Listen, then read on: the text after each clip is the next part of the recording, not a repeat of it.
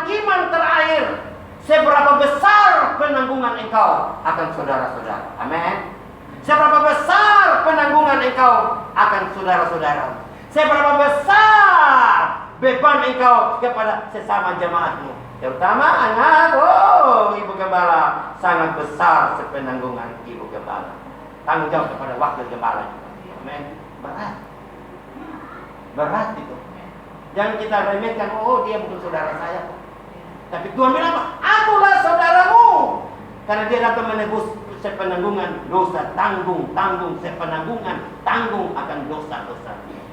Dia memikirkan tentang kehidupan masa depan kita. Maka itu ketika itu Tuhan berkata, ketika aku lapar, engkau tidak memberikan aku makan. Ketika aku sakit, engkau tidak menjenguk aku. Ketika aku di penjara, engkau tidak menjumpa dengan aku. Ketika aku susah, yang orang di antara kita ini. Matius 25, coba kita buka bersama ayat 22. Supaya lebih jelas, minta maaf saya harus baca supaya lebih jelas. Saya ambil lebih intinya saja di ayat yang ke-40 dan 45 saja. Matius 25 ayat 40 dan 45. Dan raja itu menjawab, Aku berkata kepadamu, sesungguhnya segala sesuatu yang kamu lakukan untuk salah seorang dari saudaramu. Sesungguhnya apabila kamu melakukan salah satu dari saudaramu yang paling hina ini, kamu telah melakukannya untuk aku. Kamu telah melakukan untuk apa? Aku. Yang 45 lagi, jangan ambil panjang-panjang. Maka ia akan menjawab mereka.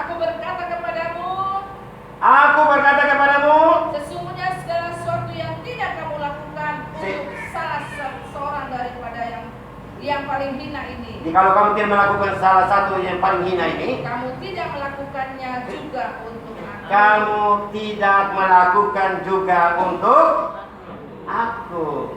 Berarti Tuhan memprioritaskan persaudaraan di dalam kasih Allah. Ada amin. Jangan main-main hari ini. Saya kalau dengar bilang siapa yang sakit, Pak Domi sakit, saya langsung pergi. Dengar berita bukan langsung juga anaknya Pak Domi yang bungsu satu sakit, saya langsung telepon jam 11 malam tapi tidak diangkat-angkat supaya saya dapat suarakan saja luar biasa. Itu ada sepenanggungan kita, satu darah Kristus yang mengalir, benih Kristus yang mengalir di dalam kehidupan kita. Jadi jangan kita remehkan. Dan sepenanggungan merasa kita memiliki apapun yang dialami, kita juga sepenanggungan. Kalau gereja di atas itu, marilah kita sepenanggungan memikirkan tentang apapun yang di atas. Saya percaya sesuai dengan kapasitas yang kita punya. Ada amin? Marilah kita sama-sama memikirkan. Saya lihat baru-baru sepenanggungan waktu Natal bersama, dana masih kurang. Ketika satu kali kumpul saja, kita kumpul bersama-sama, kita rapat, dana masih kurang juga. Langsung ada yang tanggung ini, ada tanggung ini, betul tidak ibu? Hai, ada yang tanggung ayam, semua ayam ambil, sudah saya yang tanggung. Ada ambil ini, saya semua yang ambil. Ada yang aku, saya semua. Apa? Habis. Selesai. Ada yang sesuai dengan keadaannya masing-masing. Ada yang tidak dituntut. Memang hukum Tuhan itu tidak ada tuntutan. Jangan kalau saya membangun gereja, 5 juta kau ya. 3 juta. 10 juta kau tuh ya. Kau ini. Janganlah. Jangan, itu memporak-porandakan ya. Itu bukan kasih, itu tuh mafia di dalam gereja. Gereja antara kau dan saya itu gereja. Ada amin? Kau dan saya ini gereja. Gereja bukan sekedar, ingat catat baik-baik, gereja bukan sekedar produksi dan konsumsi kasih saja. Tetapi gereja itu adalah mendistribusikan kasih. Ada amin? Bukan produksi dan konsumsi kasih saja, tetapi apa? Mendistribusikan kasih. Sikat. Gereja harus mendistribusikan kasih.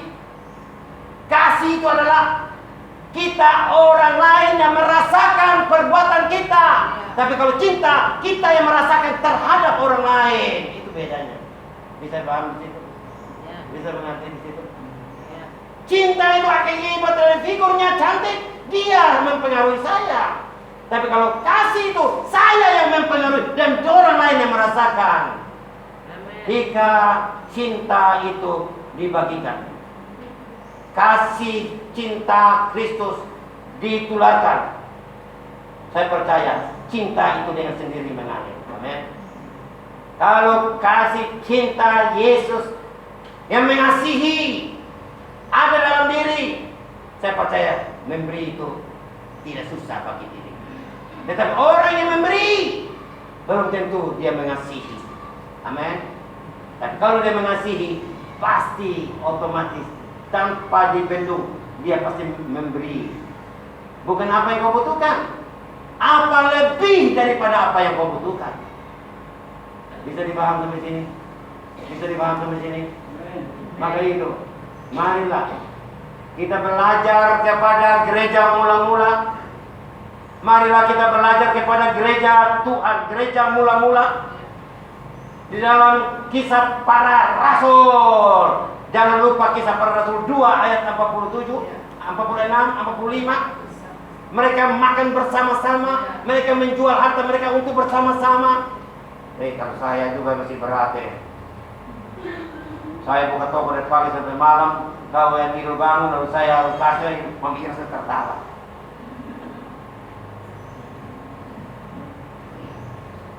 Itu gereja mula-mula, jemaat yang bertambah-tambah ditambahkan. Betul tidak? Gereja ditambahkan, kita diberkati. Kalau dulu belum ada teknologi canggih, sekarang firman Tuhan tek-tek keluar. Boleh apa saja ada. Teknologi canggih, HP-nya canggih, internet semua. Orang yang berdoa gemetar-gemetaran. Tapi dulu tidak ada HP, tidak ada apa-apa. Yang gemetar bukan orang, gedung yang gemetar. Amin.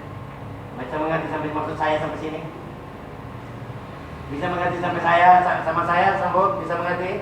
Kalau hari ini gereja ini ada teknologi yang canggih, bahwa orang berdoa jalan-jalan gemetaran. Tapi dulu bukan orang yang gemetar, bangunan yang gemetar.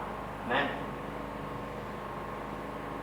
Gempa bumi terjadi, tapi tidak ada tanah longsor. Salib terbuka dengan doa Silas dan Paulus. Ada amin. Betapa dahsyat. Berarti kehidupan umat percaya kepada Tuhan tidak tergantung kepada teknologi. Amin. Tapi tergantung kepada kasih sepenanggungan antara kau dan aku. Ada cinta di dalam. Ada amin. Ada cinta. Ketika kita adakan cinta yang dalam di dalam hidup, rumah tangga saya percaya tidak akan menuntut. Karena kasih dari Allah, kasih Kristus tidak menuntut. Ada amin? Kenapa rumah tangga bercerai? Karena ada tuntutan kasih. Saya tuntut kau, istri juga tuntut saya. Masing-masing marilah kita berdebat. Kalau tidak ada kepentingan, tidak mungkin ada perkelahian dan perceraian. Karena ada kepentingan. Kepentingan apa? Kedagingan, egonya masing-masing. Mempertahankan. Saya bilang kau begini. Masalah odol aja lupa tutup di kamar mandi sudah menjadi masalah. Hai. Masalah listrik aja tidak kasih mati, lupa keluar kamar mandi. Hei, kamu tahu? Itu strom bayar terus. Bakalai. Manusia ini tidak ada yang beres. Semua bakalai habis. Kan saya bilang awal tadi, bejat manusia kalau tanpa kasih Kristus. Anaknya. Mana? Bisa mengerti sampai sini? Bisa mengerti sampai sini? Bejat manusia. Bejat. Suka bakalai. Jadi jangan mau ikut daging lagi lah. Ikut Kristus. Kau diberkati, kau dihormati oleh penghargaan oleh Allah dan manusia. Itu firman Tuhan mengatakan. Ingat pesan Kristus pada pagi hari ini. Marilah kita bangkit melihat keterpurukan di sekeliling. Stand and look around. Berdiri dan lihat sekeliling kita. Ada apa dengan kehidupan air-air zaman ini? Amin. Buat firman Allah. Mengasihi